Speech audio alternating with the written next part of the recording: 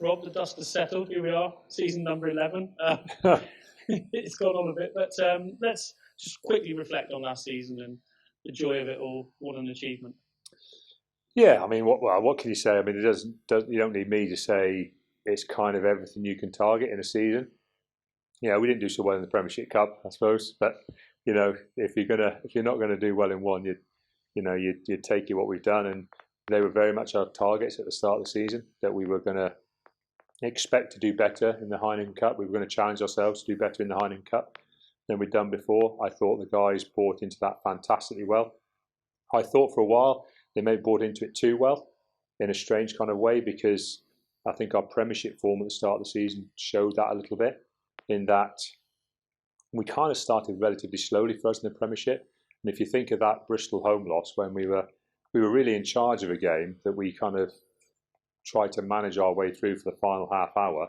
I mean, all we did was manage our way to a loss in the last second of the game, because I think we genuinely moved on to the following week. We'd moved on to the La Rochelle game the next week, because that was our focus all through those 4 games. You could tell it in the players. It didn't matter what I said or what I did. I think they knew that they could get enough in the Premiership, and they were ready for La Rochelle. And we exploded into that game, didn't we? It was a phenomenal performance over there. Credit to every single player who was on the field. And that really set the benchmark for our Heineken Cup season. And when you look back at how it turned out, and I know no one can predict the COVID scenario or whatever happened, but if you think, if we hadn't have committed like we did to those early Heineken Cup games, where we picked up some bonus points, all the way through to fighting for a 3-point draw away at Glasgow. If we hadn't done all of that, if we'd have had 1 point less in the shake-up, we would have ended up having to go away to Toulouse. Now, would we have won that game? Potentially, maybe we would, because we played well, but it would have been a lot tougher. And as it was, doing what we did and the commitment we put to every single game in the Heineken Cup gave us the route to the final that we needed. And that's where you've got to give the players great credit for the focus they had for that competition. And then you think, alongside that, while throwing all that into the Heineken Cup, we kind of went along and we did our job in the Premiership, and we picked up the points we needed. Again, we took the bonus points when we were there. We scrapped when we lost. If we lost, we picked up a losing bonus point.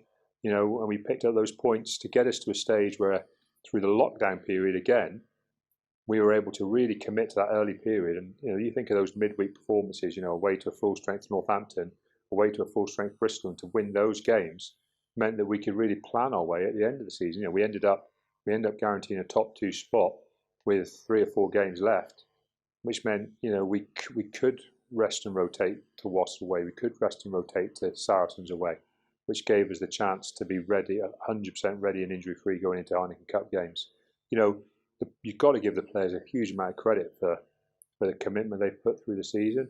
And now, what we've got to do now is we've got to sit down before Friday night and lay out again. Everything you do on Friday will add up to creating something at the end of the season. That's the truth.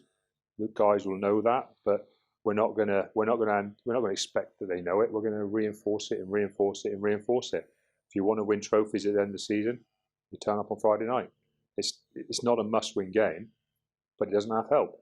That's the reality. It does make a difference come the end of the season. You talked about creating a dynasty and that of moving forward with this group of players, but at some stage, like you say, you have to park last season and you're back to 0 points, same as everyone else. Yeah. It starts this Friday night. Yeah, it's funny. The table always looks horrible at the start of the season. Well, it looks horrible at the start of the season if you've been in and around the top 3, 4 for most of the season, because you kind of the table is there and you look and you're where you want to be. And then the season starts again and you look and you're exactly where you don't want to be, because it's the same as everybody else. And after round 1, you're either in the top half of the Premiership or in the bottom half. It's as simple as that. And you can actually play okay and be 6th or 7th in the Premiership. So there is a reality. You do need to turn up. You do need to collect points. You do need to be there. As I said, if you lose, you need to lose tough. You need to be fighting right to the death, and because every point you pick up plays at some stage. It can be the difference between first and second. It can be the difference between getting in the top 4, the difference between qualifying for Europe, or the difference between taking a bit of pressure off yourself when you need to. And once a team really understands that, and I'd like to think our guys do, you give yourself a platform, because right here and now, the only thing we can build is a foundation for the season. These first 3 games, they're just a foundation for the season we hope we can have. You said last season that you would use the games, particularly after the lockdown, to blood players because you would need them this season. You've had your biggest intake of internationals away now. Those guys are going to be used now, aren't they? Yeah, definitely. I mean, even when I said that, I didn't anticipate us having 4 away with Scotland in one hit, which is obviously great for the players. All involved within the Scotland squad is obviously going to be fantastic. We obviously had an expectation we'd get a fair few in the EPS, and the expectation Tom Francis would be with Wales. So that's been something we were expecting. That's why I talked like I did at the end of the season. I'm glad those guys got those games. I'm glad we had the opportunity to pick them, because it's important that they've got that time, because we've been able to have a good look at them and see the strengths and weaknesses of that group and which ones we can pick together and which ones we'll make in combinations. That's ideal for us. But actually, we've still got a group of experienced senior players as well. And right here and now, I don't mind telling you, as getting as many of those guys on the field as possible is important.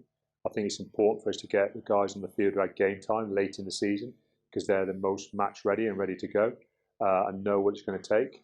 And I think it's just really important that we turn up and we produce an Exeter Chiefs performance, full of vigour, full of fight, ready to work hard in what's going to be tough circumstances. But that's what the Premiership, I say every year, it's what the Premiership should be about. It should be tough, because no point winning otherwise. Harlequins away last year won one of those games that rankled you a little bit, didn't it? It was, you could have won it. Yeah, it rankled me, not because we lost, because I've got to say 100% on the day, I think we deserved to lose. But we deserved to lose because we didn't outwork Harlequins. And we would normally say that whatever happens, win, lose, draw, whatever, and it was a tight game anyway. Win, lose, draw, whatever.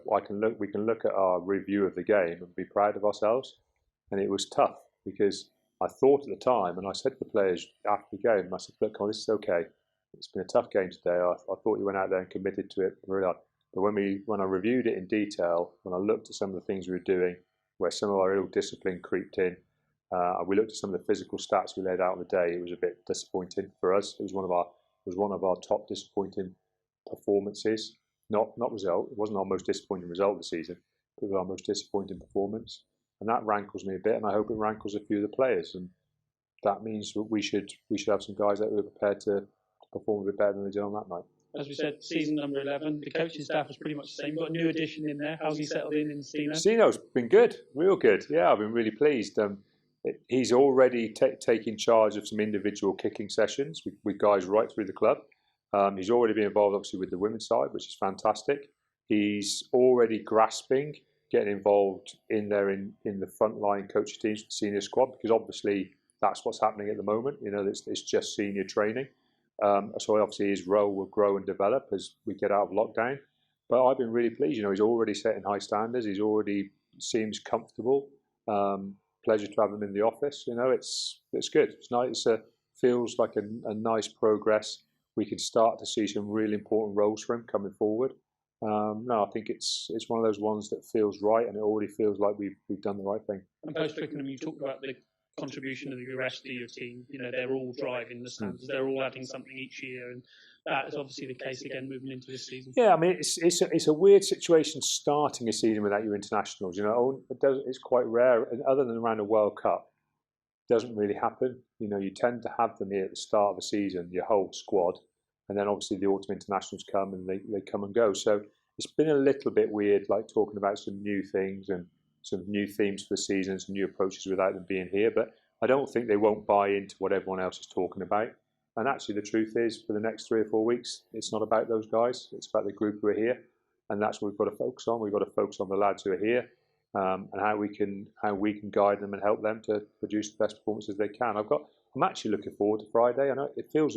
People say it's all a bit odd. Oh, it must have been hard just having such a short break.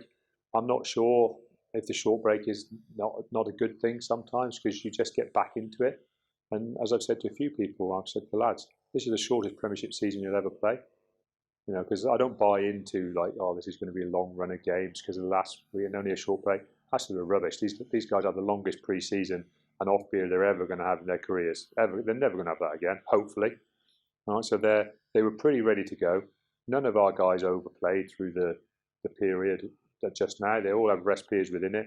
They've all had another 2-week break and time away from rugby, and now they've got the chance to play in their shortest Premiership season before they go on a proper break again. This is quite exciting, and I'm expecting us to throw absolutely everything into Friday night, because we should. We're the champions of England. Are we not going to commit to the first game of the season? That would be criminal, wouldn't it? Final one from me. Surgery on a few boys over the summer. Well, not the summer. It's weird saying. Kind of autumn. Yeah. Anyhow, Knowlesy, Jack Vermeulen, Luke Kennedy, how are they all shaping up? Luke's pretty close. He's back in kind of monitored full training, but we've got to see how he goes. He could be available, but that'll be a very late decision based on him. So we've kind of selected around an expectation that he may or may not come through, but we hopefully will. Knowlesy's going to be a little way off, and so is Jack Vermeulen. They're relatively more. They're not major surgeries in the way that we're concerned that they're. Like sometimes an ACL or whatever can be something that they're always a concern. You've got to get through them really well. These ones, they're going to take some hard work from the players, and obviously they're going to take a lot of hard work from the medical staff about and how to monitor them going forward. But they're not ones we're overly concerned about. But they will take some time. They're 12-week plus injuries. That's just what they are. We're going to have to deal with those. But on the whole, the squad don't look too bad. I think it looks like a strong group who are going to go to Harlequins. Obviously, we want them to stay fit because we'll be tested if this group don't stay fit. But, we'll get on with it. And I think most of the lads, I look at them there isn't anybody in that team who don't want to play. They all want to play, and they all get disappointed if they don't get picked every week. We haven't got big swathes of players here at Exeter who want to play for 2 weeks and then have a month off. We have a lot of guys who want to play every week, and most of them are very disappointed when I phone up and tell them that they're not selected for a week. So I'm quite excited about this group staying together for a month's period and really working hard together and seeing what they can achieve together. That it's always the same. Rugby's always about the people in the room, not the people who aren't in the room. And I think I'm looking forward to seeing them in the changing room on Friday night. I'm looking forward to seeing them taking the pitch and showing people what they're about. And I think it's a great test for them, physically and emotionally. Harlequins away will be a tough one. We lost there last time we played. We know it's going to be tough, so it's a great challenge for us.